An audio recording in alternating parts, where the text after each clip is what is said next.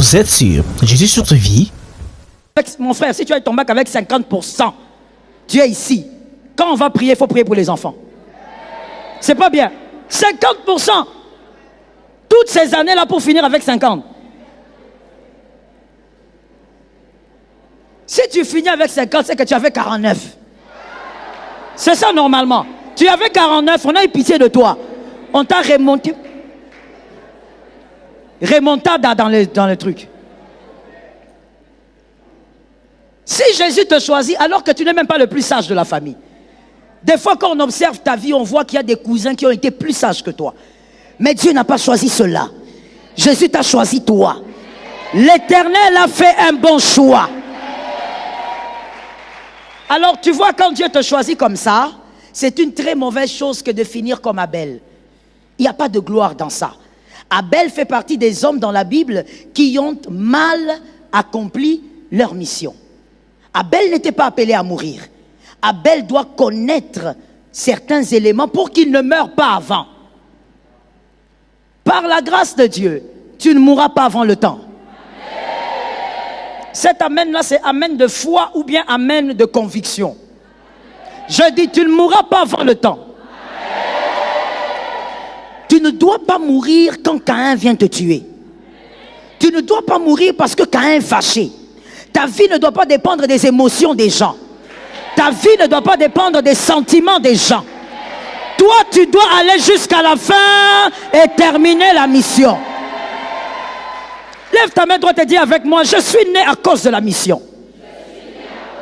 Non, non, non, non, parle bien mon frère. Dis avec moi, je suis né à cause de la mission. J'existe à cause de la mission. Je ne mourrai pas sans l'atteindre. In the name of Jesus. Tu ne peux pas mourir comme ça.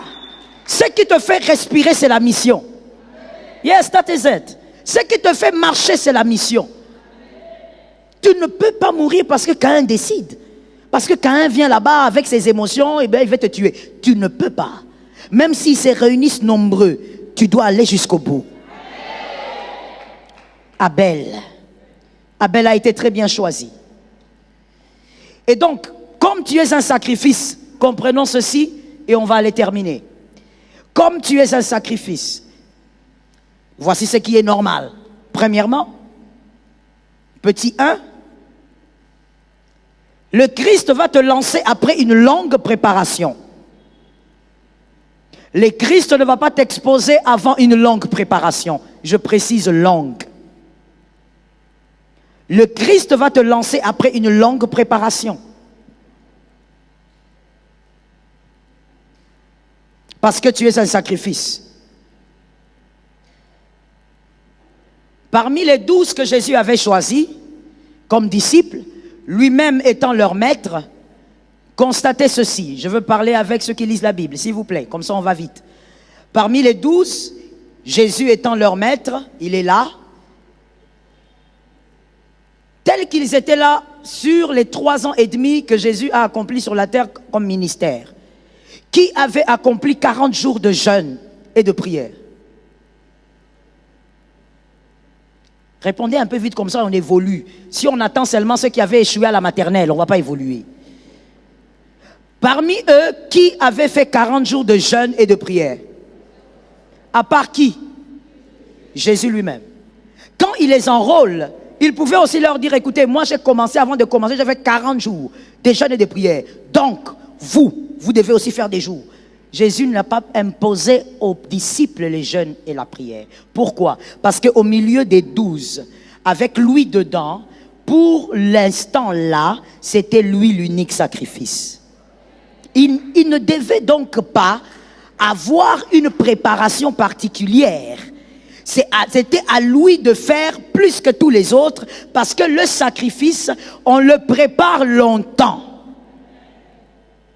Si tu es le sacrifice, tu es Abel, tu es l'étoile majeure, là où les autres vont arriver demain, toi tu vas arriver dans 3 ans.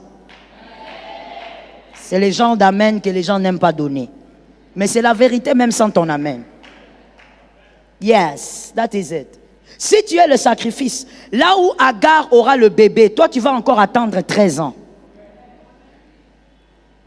Agar tombe enceinte, on attendait que Dieu démontre que non, lui il est le Dieu de l'alliance.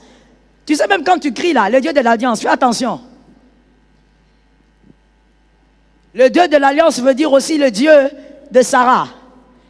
Et le Dieu de Sarah, c'est un Dieu comment? C'est un Dieu qui agit selon ta pondération.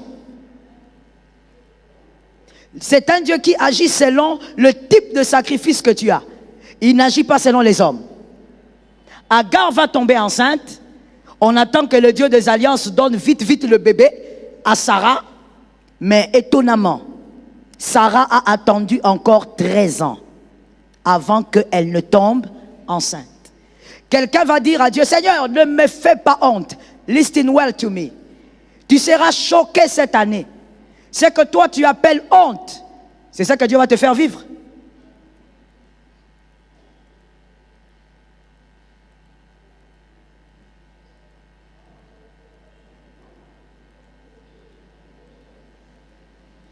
Tu as envie de sortir? Sors. Tu sais pourquoi? Tu sais pourquoi c'est ça que tu vas vivre? Parce que votre définition de la honte n'est pas la définition de Dieu. Ce que vous appelez honte n'est pas ce que lui appelle honte. Que l'esclave tombe enceinte, oui Seigneur, c'est Sarah qui voulait. Mais que toutes ces années-là, 1 année, 2 ans, 5 ans, 10 ans, Sarah ne tombe toujours pas enceinte alors que l'esclave est enceinte, pour Sarah, c'est une honte. Mais pour Dieu, c'est la grandeur. Dis à un voisin, Dieu n'a pas ma définition de la honte. On a besoin de le dire bien parce qu'il faut que l'esprit de serpent te quitte. Dis à 2-3 personnes, Dieu n'a pas ma définition de la honte.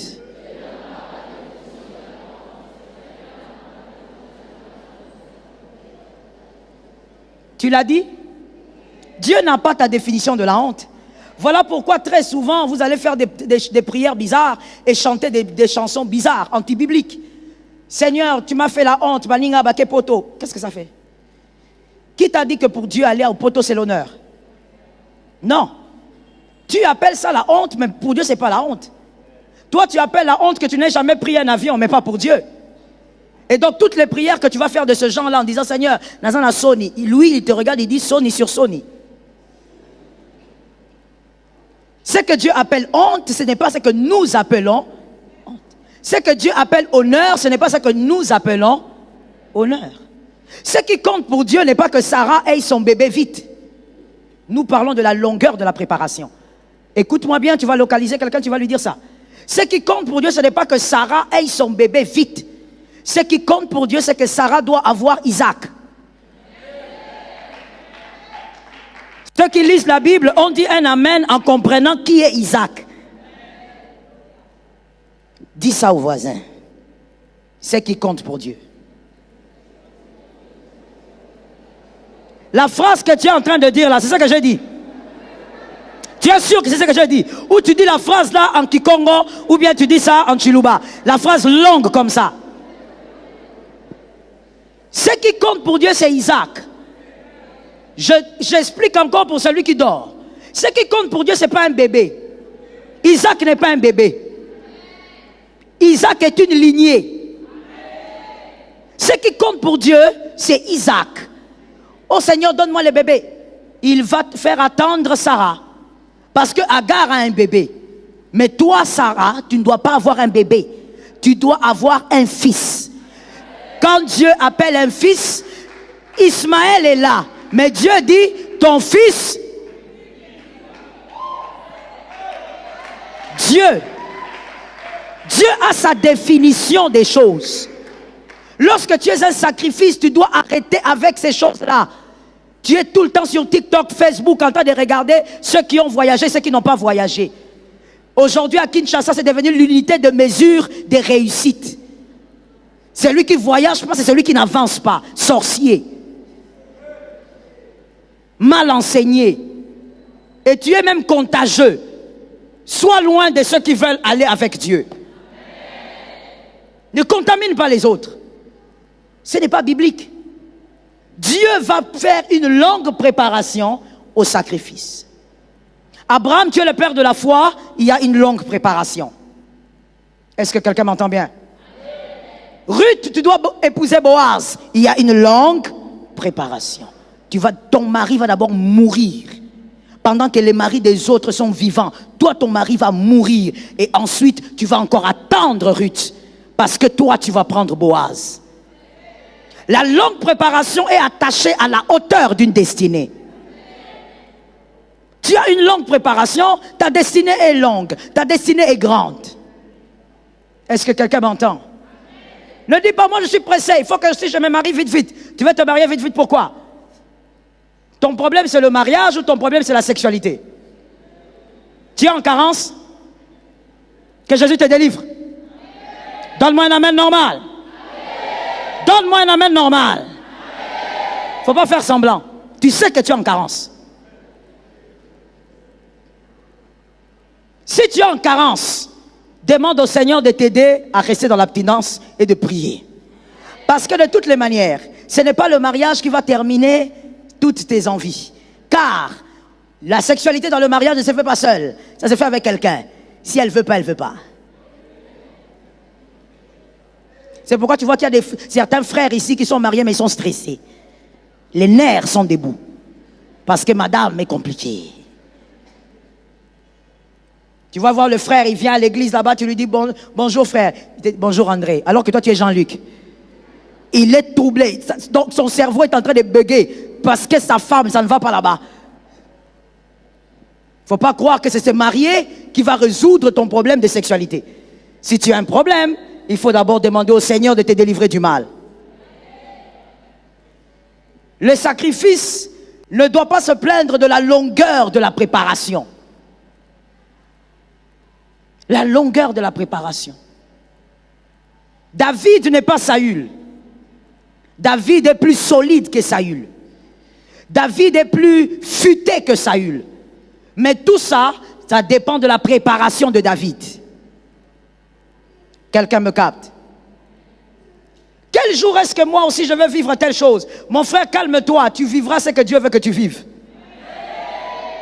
D'ailleurs, je veux te dire quelque chose, c'est justement par rapport à la longueur de la préparation, un sacrifice doit être délivré de ce genre de pensée. Tu ne peux pas dire, quel jour moi aussi, je serai comme ses frères, je vais acheter un téléphone de 75 $. Donc toi, au fait, tu mesures ton avancement par rapport aux autres.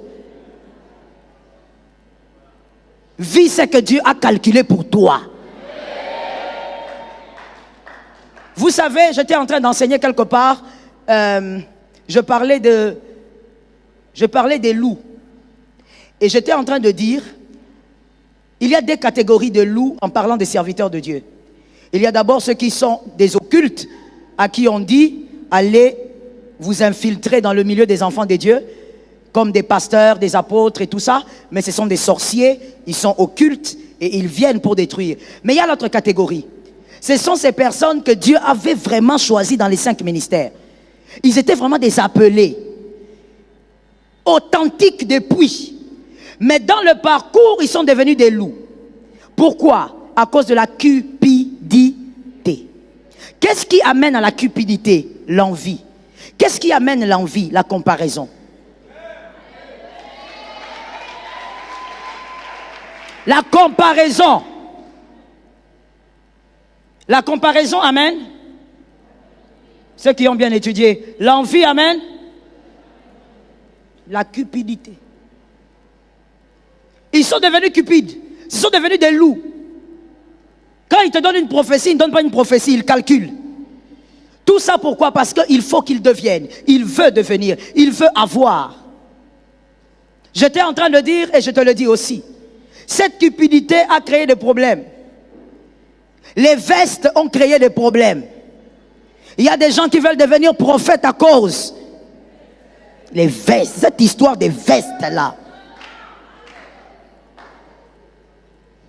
C'est pourquoi moi j'ai dit à mon fils héritier, viens seulement en chemise tous les jours ici.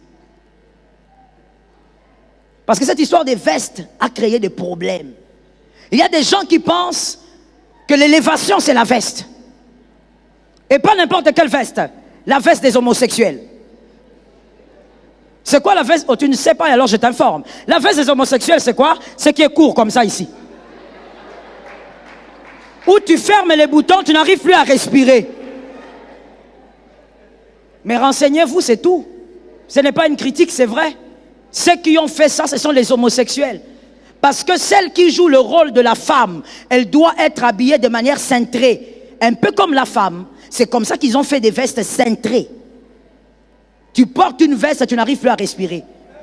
Quand tu dis seulement amen, un bouton saute.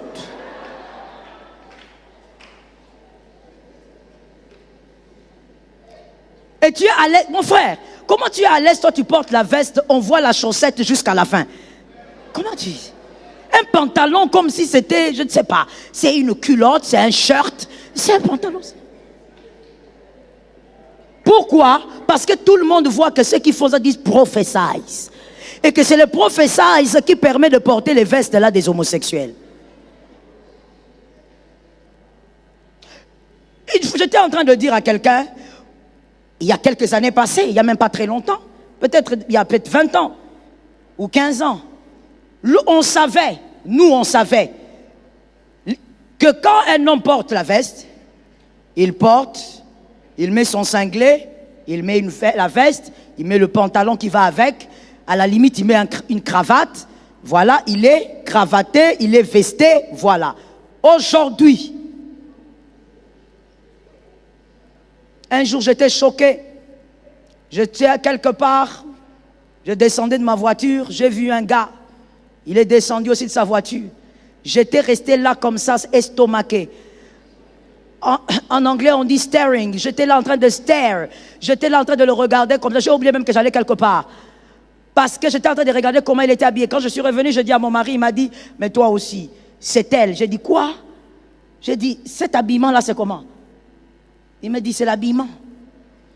C'est-à-dire, aujourd'hui, il y a pantalon, il y a cravate, il y a veste, il y a...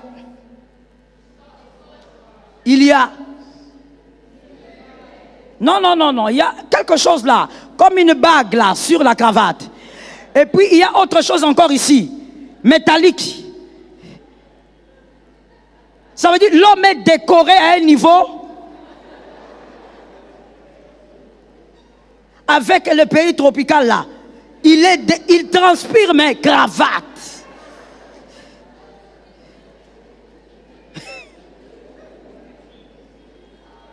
Ça veut dire que tout ça c'est quoi? Tout ça c'est seulement l'habillement. Et tu vas entendre les Quinois dire classement. Wemba. Classement. Donc tu as classé. Mais tout ça, vous savez, lorsqu'on ne gère pas bien, ce n'est pas mauvais d'être bien habillé. Mais quand on ne gère pas bien son cœur, ça amène à l'envie. Mon frère, je ne sais pas, à ce que je sache, mon mari est d'accord avec moi. En cette matière, il est d'accord avec moi à 70%. Il faut supporter. Hein? Il n'a pas entendu. Moi, je pense que lorsque quelqu'un, et si je veux même aller loin, je peux dire même un peuple, mais je parle d'abord d'une personne, que lorsque quelqu'un estime sa valeur dans l'habillement, il y a un problème mental.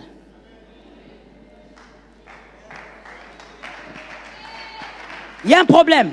Au niveau des neurones, il y a un problème. La valeur d'une personne ne peut pas s'estimer aux vêtements. Une personne doit se sentir bien en pantalon, en culotte, en robe.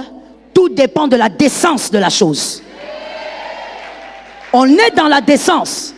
Tu ne peux pas demander à quelqu'un quand il vient à l'église, il est habillé en veste, tu le mets devant. Quand quelqu'un s'habille comme mon frère là en chemise, tu le mets au coin là-bas, comme s'il doit être les gardiens des gens qui viennent à l'église.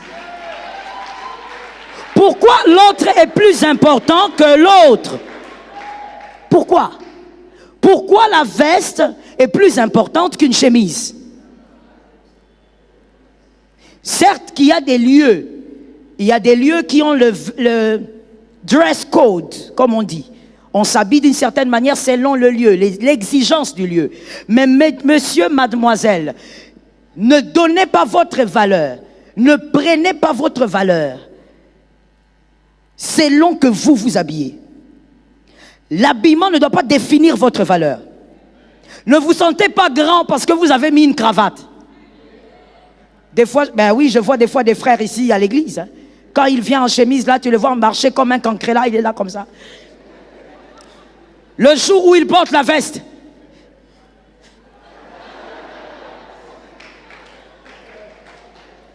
mais qu'est-ce qui se passe? Même le bonjour change selon l'habillement. Non, non. C'est toi qui es grand. C'est pas le vêtement. C'est toi qui es grand. Oh, donne-moi un amen. C'est toi qui es grand. C'est pas le vêtement. C'est pas le vêtement qui fait ta grandeur. C'est toi qui es grand. C'est pourquoi pour certaines personnes, certains noms que je refuse de citer ici, même s'il est en culotte, il est grand. Si tu le vois dehors, tu vas le respecter. Il met un shirt, tu le vois dehors, tu le respectes. Parce que c'est lui qui pèse, ce ne sont pas ses vêtements. Est-ce que quelqu'un m'entend bien? Moi, voici ce que je prône. Moi, je prône la décence. Peu importe le vêtement, c'est la décence qui compte. Quand c'est décent, c'est décent. La longueur de la préparation. Ne te fatigue pas quand Dieu te prépare longtemps. Ne sois pas envieux, ne compare rien. Est-ce que quelqu'un m'entend? Depuis que nous sommes ici, depuis que je suis ici, qu'est-ce qui se passe? Mon frère, ceux qui se sont plaints dans les déserts, Dieu les a tués. Parce qu'ils n'ont pas compris le sens de la préparation. Depuis que tu es là, tu as quoi? Mais depuis que tu es là, tu as gagné en sagesse. Depuis que tu es là, tu as gagné en intelligence. Depuis que tu es là, il y a des choses que tu as comprises qui vont t'améliorer demain. La préparation doit être longue quand on est un sacrifice. Voilà pourquoi aussi, je me permets de le dire. Est-ce que je peux parler? Je demandais si je pouvais parler. Je disais, j'ai appris qu'il y a une chorale qui ne répète plus ici. C'est pas normal. Il y a un problème. Lorsque vous voyez, quand vous réfléchissez comme ça, c'est que vous avez un problème. Comment vous pouvez être une chorale? Vous n'avez pas les jours de répétition. Michael Jackson, de son vivant, travaillait sa voix pendant 10 heures, le jour. Toi, tu es qui? Il y a quelqu'un qui va dire, oh, mais pasteur, pourquoi Michael Jackson, pécheur? Regarde comme tu es hypocrite. Pécheur. Il avait ce que toi, tu n'as pas. Il savait, même quand on dit, non, il était occulte et tout ça, il a touché des choses pour être célèbre. Mais pourquoi alors il travaillait 10 heures par jour? Il savait que la voix, le travail, c'est ça qui amène à la percée. Lucifer ne va pas chanter à ta place. Même si tu vas entrer dans les maraboutages, Lucifer ne chantera pas pour toi. Toi, tu crois qu'il va venir chanter pour toi? Comment vous pouvez être une chorale? Vous ne répétez pas. On vient les lundis, vous n'êtes pas là. Mardi, vous n'êtes pas là. Samedi, vous n'êtes pas là. Vous êtes là dans la sorcellerie ou bien? Comment vous pouvez ne pas répéter? Mais vous dites, on sert le Seigneur. Voilà pourquoi il y a un grand problème. Il y a un grand problème. J'ai suivi un homme de Dieu qui disait qu'il avait un ami en Afrique du Sud qui avait une église. J'avais laissé suivre les ouvriers de ma campagne ce documentaire. Je veux m'organiser aussi pour l'amener ici pour les ouvriers d'ici. Cet homme de Dieu disait dans ce documentaire que son ami qui a cette église en Afrique du Sud, la plupart d'entreprises en Afrique du Sud, quand on constate que le CV du garçon qui vient ou de la fille, la personne a eu à être ouvrière dans cette église-là, ça correspond aux années d'expérience de travail. Tellement que dans cette église, il y a une discipline dans le travail. On sait que quand quelqu'un était ouvrier, j'ai dit, dans cette église-là, les grandes entreprises le prend sans problème. Et c'est devenu tellement important que l'église s'est organisée. C'est leur organisation. Pour que quand tu veux maintenant être ouvrier dans cette église-là, on paye l'équivalent de $10. Pour être ouvrier, servir Jésus, évangélisation. Alléluia, Jésus revient bientôt. On paye $20. Pour être chantre. Pourquoi? Parce que les entreprises considèrent que la discipline qu'on donne là-bas donne un profil correct pour engager quelqu'un au travail. Qui vous avait dit que l'œuvre de Dieu, servir Dieu, c'est la grâce? Servir Dieu, c'est la méritocratie. Tu ne peux pas servir Dieu ici si tu ne mérites pas la place que tu veux avoir. Tu ne peux pas avoir la voix comme on ne sait pas quoi et tu dis que comme c'est la grâce, Ngoloué. Tu viens prendre le micro, Naoye Manangolou. Alléluia. Oh, ce qui compte, c'est l'onction. Non, tu dois avoir la voix pour chanter. Servir Jésus à l'église, méritocratie. Tu n'es pas gentille, tu n'es pas douce, tu n'es pas accueillante. Tu ne peux pas être au service d'accueil. Tu as un visage comme la personne qui avait construit le Titanic. Tu ne peux pas servir là-bas. Tu n'es pas accueillante, tu es impolie, tu es arrogante depuis votre maison. Et puis tu viens ici, on te met là-bas. Comme vous avez un homme de Dieu qui a un cœur d'or. Il te laisse seulement travailler. Tu te mets là-bas et puis tu es là. Quand quelqu'un entre, bon, c'est la personne qui te salue au lieu que toi, service d'accueil, tu salues. Et tu regardes la personne.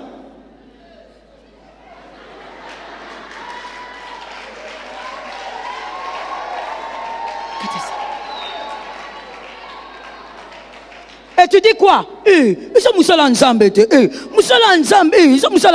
Donc pour toi, Moussala Nzambe, c'est la sottise. Moussala Nzambe, on fait avec la médiocrité. Moussala Nzambe, bon, il faut seulement faire parce que c'est Jésus qui est dedans. On mérite. On vient à l'église, c'est Dieu qui attire. On reçoit la parole par grâce. On ne paye pas ça. On reçoit l'évangile par grâce. Mais servir Jésus, il faut mériter de servir à cet endroit-là. Est-ce que quelqu'un m'entend bien? Mais les frères, j'avais ouvert la parenthèse là pour vous. Reprenez les répétitions, craignez Jésus. Respectez l'œuvre de Dieu. Vous ne pouvez pas venir ici, depuis que vous avez commencé à chanter, vous chantez Alléluia, mais il y a quelqu'un dans la salle là-bas, il y a la chanson des Fali qui chante là-bas, dans sa tête. Vous n'amenez aucune gloire. Il n'y a pas de kabod. C'est devenu ikabod. Alors que les gens ont quitté leur maison. Est-ce que des fois quand vous réfléchissez à ça, vous réalisez? Quelqu'un s'est levé de son lit. Il est entré dans la salle de bain. Il s'est parfumé, il s'est habillé. Il dit je vais à l'église. Il prend peut-être 2 taxis. Il prend une moto. Et quand il arrive ici, toi, tu viens au micro là-bas. Alléluia, alléluia. Les alléluia, là, il n'y a que toi qui sens ça. Nous, tu nous énerves. Parce qu'il n'y a pas d'onction dans tout ce que tu fais. Est-ce que je peux choquer? Est-ce que je peux choquer? Le moment de l'adoration et de la louange, ce n'est pas un moment de spectacle. Ce n'est pas les spectacles qu'on veut. Nous, on veut la gloire de Dieu. On ne veut pas les spectacles. Est-ce que quelqu'un m'entend bien? On est là comme ça, on commence à vous regarder comment vous dansez. Nous, on est là pour voir la gloire de Dieu. On se prépare en esprit. On se prépare en esprit. Quand l'homme de Dieu me dit, tu travailles aujourd'hui, je me prépare. Quand il revient, il est là, je dis, il est devant moi. Et même s'il n'était pas là, les anges sont témoins. On ne peut pas avoir un esprit de mensonge jusqu'à ce niveau-là. Quand je commence à me préparer, il peut venir même 5 fois dans la chambre. Il me repose toujours la même question. Tu n'as pas encore fini? Même si c'est une prédication de 5 minutes. On ne joue pas avec Jésus. Jésus, on le respecte. On sert Dieu avec tremblement. Et on respecte l'œuvre qu'on fait. Si les païens peuvent prendre du temps pour se préparer, pourquoi toi tu prends l'œuvre de Dieu à la légère? Que Dieu suscite des David dans cette église. Lorsque tu chantes, tu joues aux instruments, que les paralytiques commencent à marcher. Que Dieu le fasse par sa grâce. Dernier point pour aujourd'hui, donc le deuxième point quand tu es un sacrifice. Le sacrifice ne vit pas par influence des hommes, par l'influence des hommes. Les sacrifices vivent selon la bouche de Dieu. Pas par l'influence des hommes. Tu ne dois pas être influencé par les hommes pour faire des choses. Les hommes te disent, il faut aller en Chine parce que ça marche. Toi, tu pars. Ne pars pas parce que ça marche. Pars si Dieu te dit. Ne vis pas par l'influence des hommes. Ne fais pas les choses parce que tout le monde le fait. N'aie pas peur d'être seul dans le couloir de la vérité. Ça tombe sur ceux qui sont de cette assemblée. Ça tombe aussi sur ceux qui ne sont pas de l'assemblée. N'aie pas peur d'être seul dans le couloir de la vérité. Quand c'est le couloir de la vérité de ta destinée, même seul, sois là-bas. Il ne faut pas être là en train de dire, mais tu ne vois pas les autres. Les gens qui viennent vous dire, tu ne vois pas tel. Je n'ai pas besoin de voir les autres, je regarde ma destinée. J'ai les yeux rivés sur ma destinée. Mais les jeunes filles de ton âge font ceci. J'ai cet âge-là, mais j'ai une destinée à part. Vis selon ce qui sort de la bouche de Dieu. Que personne ne t'amène à l'erreur au nom de Jésus. Que personne ne t'amène à la chute au nom de Jésus. Que personne ne détruise ta vie par une mauvaise influence. Que personne ne détruise tes finances par une mauvaise influence. Au nom de Jésus, que ça ne t'arrive pas. On avait donné un témoignage ici, je crois, c'est l'homme de Dieu qui avait parlé de ça un jour, un dimanche. Comment toi, une sœur chrétienne, étant dans l'église, tu te laisses influencer par une autre sœur qui est aussi à l'église et qui te dit, je connais quelqu'un qui peut t'aider à avoir un bébé et on va te laver, te nettoyer, te faire des choses. Être à l'église ne veut pas dire avoir la divinité en soi. Celui qui est à l'église, tu ne sais pas qui il est. Il y a des personnes qui sont dans l'église mais qui sont là pour détruire les destinées des élus. Lorsque quelqu'un te dit une chose, même quand ça semble être bon, va aussi prier. Le Dieu qui est en lui, c'est le Dieu qui est en toi. Lorsque quelqu'un te dit, Dieu m'a dit, entre en retraite, tu dis Amen. Toi aussi dis, Dieu, tu es le même Dieu. Est-ce que tu veux que j'entre en retraite? Parce qu'on ne fait pas les choses à cause des autres, on fait par conviction. Aide-moi à dire ça à 3 personnes. Oh, j'entends les chuchotements, mais je ne sais pas si on le dit. On fait les choses par conviction. La Bible dit ce qui n'est pas fruit de conviction, ça devient un mal, ça devient un péché. Sois convaincu de ce que tu dois faire. Est-ce que quelqu'un m'entend bien? Que l'Éternel, voilà pourquoi vous verrez que même en matière d'offrande, quand l'homme de Dieu dit que quelqu'un amène une sémence de $10, vous allez entendre plus tard que les gens qui vont témoigner, ce sont les gens qui vont dire, quand l'homme de Dieu parlait, Dieu me disait. Dieu m'a convaincu. Il faut que Dieu aussi te convainc. Ne fais pas les choses parce que toutes les églises le font. Fais les choses parce que le Saint-Esprit t'a parlé. J'ai entendu 2 amens. Ainsi, je résiste souvent à certains de mes fils qui ont l'habitude de me dire, maman, il faut qu'on fasse ceci. Tu as vu, là-bas aussi on fait comme ça. Je leur dis toujours, je ne fais pas les choses parce que les autres églises le font. Je fais parce que Dieu a dit qu'on doit le faire. Même si tout le monde le fait, si Dieu ne me dit rien, je reste là. Lorsque Dieu parle, c'est ce qui doit te faire avancer. Quand Dieu dit un mot, bouge aussi. Il est écrit, il est la lumière. Non, non. Tu es la lumière. Non. C'est écrit, hein, mais ce n'est pas le texte que je veux.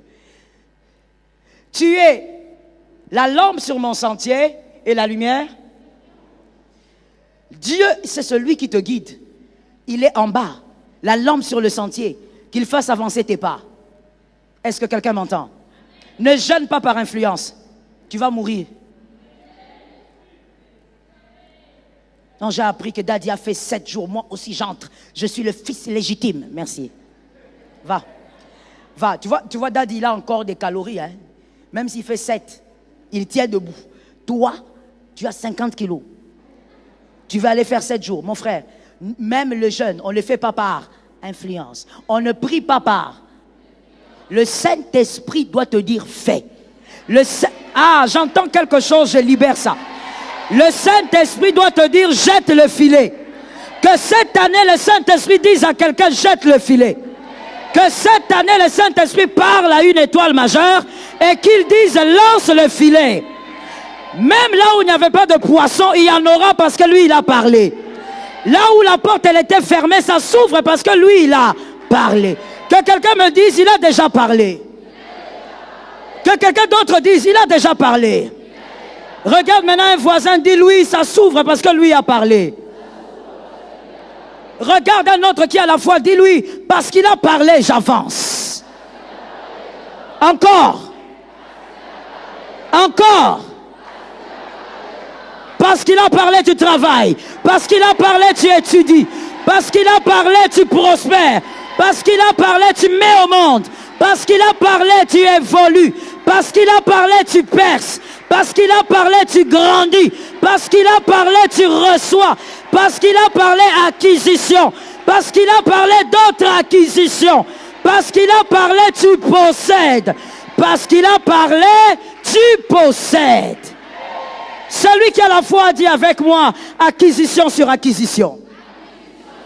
J'ai entendu, ça parle comme celui qui est connecté à l'esprit. Que quelqu'un me dise acquisition sur acquisition. Parce qu'il a parlé cette année, acquisition, sur acquisition, sur acquisition, sur acquisition. Parce qu'il a parlé. Parce qu'il a parlé. Ce qui était cher, chez toi tu l'auras, mais à moins cher. Ça tombe sur toi in the name of Jesus. Parce qu'il a parlé. Ce qui était dur pour les autres, toi tu vas les célébrer avec joie. Parce qu'il a parlé. Montre-moi ta main droite. Il y a des hommes de foi ici. Montre-moi. Laisse les façons là. Il faut les laisser. Parce qu'il a parlé. Ta main va avoir le double de ce que tu avais perdu. Parce qu'il a parlé. Ah, tu vois la meilleure chose que tu avais célébrée là. Toi-même pense à ça. Tu vois ça? La meilleure des choses que tu avais célébrées cette année. Que tu as célébré l'année passée. Parce qu'il a parlé, tu auras le double de cette chose-là. Parce que lui a parlé. Parce qu'il a parlé. Ton cercueil est annulé cette année. In the name of Jesus. Parce qu'il a parlé. Ta tombe est annulée cette année au nom de Jésus. Parce que Jésus a parlé. Parce qu'il a parlé. Tu es la porte de faveur de ta maison. De faveur de ta famille. La porte de victoire de ta famille. Parce que Jésus a parlé. Dis à 3 personnes que Jésus parle. Lève ta main droite. Jésus a déjà parlé. Il est écrit, je souhaite que tu sois en bonne santé, que tu prospères à tous égards, comme prospère l'état de ton âme. Je prophétise, tu prospères, tu prospères, tu prospères, tu prospères. Tes enfants prospèrent. Parce qu'il a déjà parlé. Que quelqu'un me dise, il a déjà parlé. Il a dit, tu seras la tête et non la queue. Il a déjà parlé. Sois la tête dans tes études. Sois la tête dans les affaires. Sois la tête dans ta famille. Sois la tête même en sainteté. Vous êtes sur Jésus sur ta vie?